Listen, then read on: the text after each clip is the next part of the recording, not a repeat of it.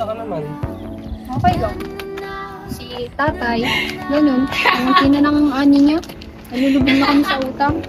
Kaya mo, sa isang araw, pinapambayad niya na ako sa mga utang niya. Pagbebenta niya na ako.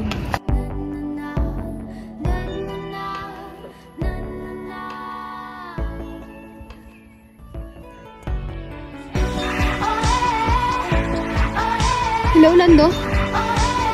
Nakakauwi ka ba ngayong gabi?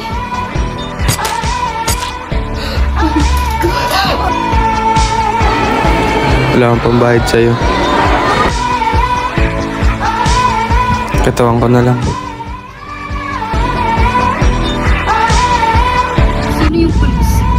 Ako tayong dalawa na tayo. Traitor ka. May nagsasaksakan! May nagsasaksakan!